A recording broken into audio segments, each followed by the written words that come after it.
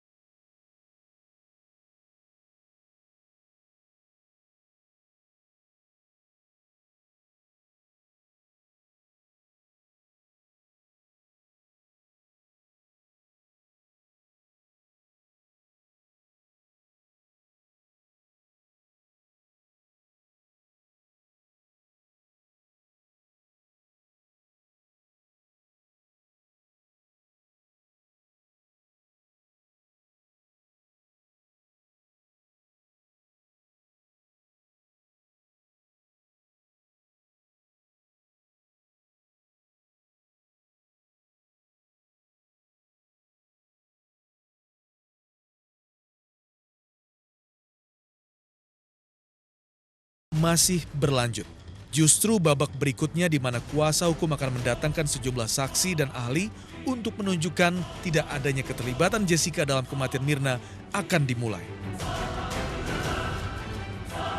Sebagai masyarakat di negara hukum, kita pun harus sepenuhnya menyadari dan menghormati proses persidangan tanpa terburu-buru apalagi sok tahu untuk main hakim sendiri.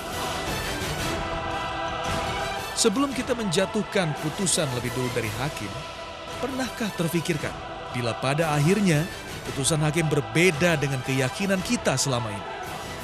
Maka di sana ada tanggung jawab sebagai warga negara dalam mematuhi dan menghormati proses hukum yang berlaku. Ya, ini baru hanya kesimpulan sementara seperti tadi yang sudah disampaikan oleh Pak Nasrullah begitu ya. Hingga saat ini memang sudah dapat atau jaksa penuntut umum sudah berhasil untuk merangkai kasus ini menjadi seperti apa begitu. Namun ini bukan sebagai kesimpulan akhir kalau saya katakan seperti itu ya, Pak Nasrullah ya. Kalau yang dikatakan oleh Pak Thomas tadi terkait dengan bolak-baliknya berkas, apakah memang ini memang lazim terjadi, biasa terjadi atau memang karena kesalahan prosedur sebenarnya dari pihak kepolisian? Kesalahan sistem. Kita anut sekarang sistem karena apa ini? Sistem kita ini ketika KUHP dibuat langsung dibuat sistem diferensial fungsional. Semua tindakan penyidikan hanya kewenangan penyidik. Ya. Nanti waktu penyidikan ini penyidiklah yang melakukan segala tindakan. Nanti berkasnya dikirim kepada jaksa untuk dinilai sudah cukup apa belum, sudah lengkap apa belum. Kalau belum lengkap kembalikan kepada penyidik untuk dilengkapi. Nah, persoalannya adalah begini, ketika penyidik menetapkan orang sebagai tersangka, dia merujuk kepada dua alat bukti. Ya. Nah, terus bagi penuntut umum dua alat bukti tok, ya, ini kan hukumnya dua alat bukti sudah bisa tetapkan orang sebagai tersangka. Ya. Tapi bagi penuntut umum rawan membawa dua alat bukti ini, membawa perkara dengan hanya dua alat bukti. Satu saja alat bukti itu mundur atau tidak bisa hadir, gugur dia. Ya. Nah, belum lagi begini. Alat bukti yang dihadirkan oleh penyidik itu kan antara penyidik dengan orang yang diperiksa tok. Ya. Tidak ada lawan di sana. Jadi apapun yang diomongin segala macam segala bentuk yang terjadi di situ, apakah ada tekanan, ancaman, hanya mereka yang tahu, tidak ada pihak kontrol. Ya. Tapi begitu penuntut umum membawa perkara ke pengadilan, interogasi dan segala macam itu ada hakim yang menilai. Ya. Ada penasihat hukum yang akan menggilas. Oleh karena itu saya katakan jaksa tidak punya pilihan selain untuk memperkuat pembuktian di pengadilan selain mengembalikan berkas untuk dilengkapi. Oke, artinya jadi bolak-balik perkara ini sistemnya belum menyatukan, membuat integral antara penyidik dengan penuntut umum. Di beberapa negara ya sejak awal penyidikan penuntut umum sudah melakukan supervisi kepada penyidik, penyidik, kamu lakukan penyidikan, bukti-bukti yang kamu cari ini sesuai kebutuhan saya, sehingga nggak ada bolak-balik lagi. Sedangkan sekarang begitu penyidik dilakukan, penuntut umum, penyidik bilang, penuntut umum nanti aja, kan saya kirim berkas, masukan kamu nanti aja dalam. Artinya sistem kita yang memang masih belum sempurna begitu ya, sehingga begitu penyidik minta, penuntut umum bantu saya, kirim aja dulu berkas nanti saya nilai. Nah, sistem itu memang merujuk seperti itu, dan hampir semua perkara, saya tidak bilang 100% ya, tapi setidaknya 80% terjadi bolak-balik. Bahkan Anda ingat kasus jebolnya BNI Kebayoran Baru, Adrian Woruntuh ditahan oleh Mabes Polri, bolak-balik perkara antara Mabes Polri dengan kejaksaan itu sedemikian rupa sampai Adrian Woruntuh dikeluarkan dari tahanan. Kemudian baru berhasil dituntaskan perkara. Nah, dalam kasus Jessica nggak sempat keluar Jessica dari tahanan. Jadi kalau bolak-balik perkara itu normal. Jessica tidak sempat keluar karena sebelum habis sudah diperpanjang lagi. Begitu, tidak dalam kaitan tidak profesionalnya penyidik. Tapi saya sependapat, ada bagian yang sependapat bahwa ke depan pekerjaan penyidikan ini harus lebih soft, silent operation, dan jangan terlalu banyak penyidik itu mengumbar kepada publik terlebih dahulu, karena nanti akan menyulitkan penyidikan. Penyidikan yang terbaik adalah silent operation. Baik, baik. Itu mungkin catatan untuk penyidik dan juga kejaksaan kita begitu ya. Tapi kalau dari Pak Yudi sendiri, kita kembali lagi ke masalah persidangan. Untuk Anda diberikan kesempatan begitu ya dari tim kuasa hukum. Kalau saya tidak salah 6 kali persidangan ya, 6 kali persidangan. Ya, kita gunakan 6 kali 2 ahli yang kita hadirkan mungkin bisa 14 orang lah, kurang lebih. 14 orang ahli yang nanti akan dihadirkan dalam persidangan.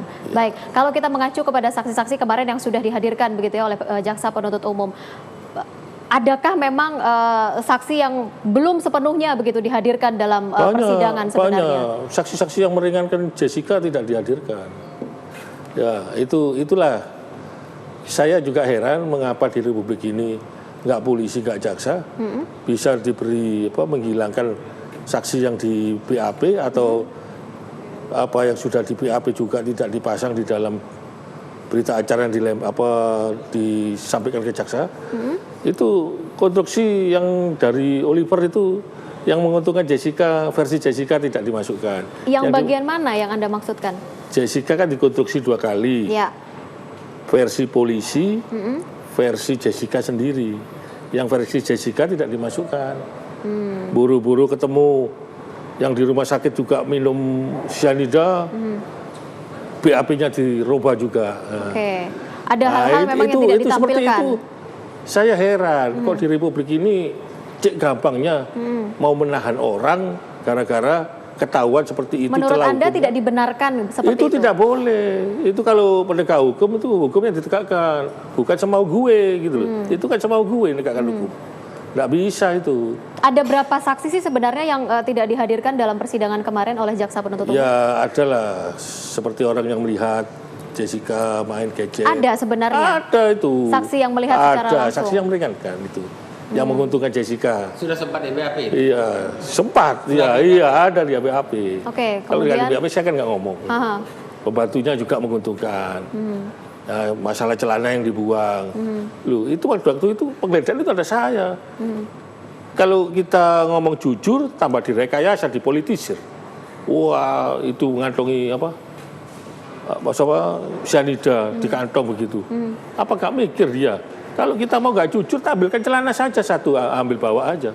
Kan nggak tahu polisi juga. Artinya sama-sama tidak jujur. Iya, kan kita ini kan advokat ini kan juga penegak hukum. Iya. Diperbolehkankah sebenarnya tidak menghadirkan saksi yang memang sudah dijadikan dalam berita acara perkara? Terjadi misalnya ada 70 orang saksi. Ya.